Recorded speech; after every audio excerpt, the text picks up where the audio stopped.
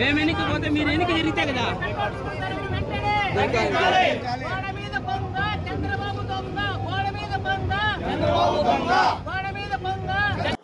రెండు సంవత్సరాలకే ప్రజలకు ఓట్లేసినటువంటి ప్రజలకు చుక్కలు చూపిస్తూ తమిళనాడు కంటే సరిహద్దులో ఉన్నటువంటి కర్ణాటక రాష్ట్రం కంటే దేశంలో ఏ రాష్ట్రంలో లేని విధంగా ఈరోజు పెట్రోల్ డీజిల్ ధరలు పెంచుతూ మరి ఈ యొక్క చంద్రబాబు నాయుడు గారి కూటమి ప్రభుత్వం ప్రజల నడ్డి విరిచింది అని చెప్పి కూడా నేను తెలియజేస్తున్నాను. గతంలో కూటమి పార్టీలు ఏదైతే ఎన్నికల మేనిఫెస్టోలో ఏం చెప్పాయంటే కూటమి ప్రభుత్వం అధికారంలోకి రాగానే మేము పెట్రోల్ డీజిల్ ధరలు తగ్గిస్తాము, ప్రజలకు మేలు చేస్తామనేటువంటి చెప్పినటువంటి పార్టీలు ఈ హామీలన్నింటి కూడా తొంగలోకి తొక్కి ఈరోజు ప్రజలను నిలువున మోసం చేసేటువంటి పరిస్థితిని ఈరోజు ఈ రాష్ట్ర ప్రజానికం కల్లారా చూస్తూ ఉంది అని చెప్పి కూడా నేను తెలియజేస్తున్నాను. ఈరోజు పెట్రోల్ డీజిల్ ధరల పెంపు వలన ఒక్క వాహన రంగమే కాదు, వ్యవసాయ ఉత్పత్తులు ఈ దేశ ఆర్థిక పరిస్థితుల మీదనే తీవ్రమైనటువంటి ప్రభావం చూపుతుందని చెప్పి కూడా నేను తెలియజేస్తున్నాను.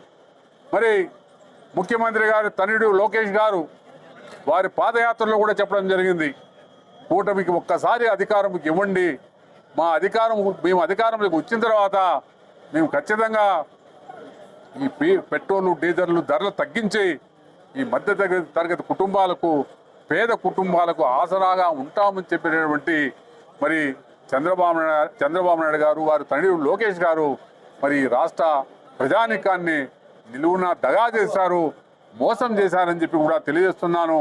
ఖచ్చితంగా ఈ యొక్క తెలుగుదేశం ప్రభుత్వాన్ని, ఈ కూటమి ప్రభుత్వాన్ని ఖచ్చితంగా రాబోయే రోజుల్లో ఈ పార్టీలకు, ఈ మూడు పార్టీలు కూడా బుద్ధి చెప్తారు.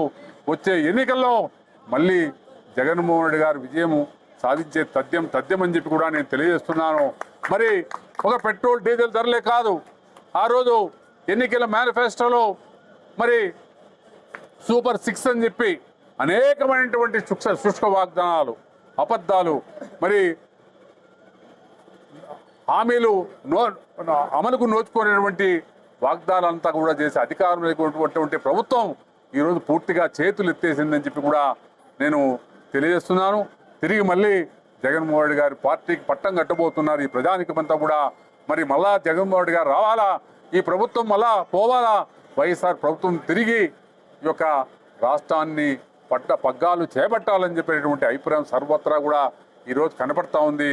మరి తీవ్రమైన అసంతృప్తి, ప్రజల్లో నైరాశ్యం, మరి ఖచ్చితంగా ఈ ప్రభుత్వం పోవాలనేటువంటి నినాదమే ఈరోజు ఎక్కడికి పోయినా కూడా కనపడుతోందనేటువంటి విషయాన్ని మీ అందరూ కూడా తెలియజేస్తున్నాను.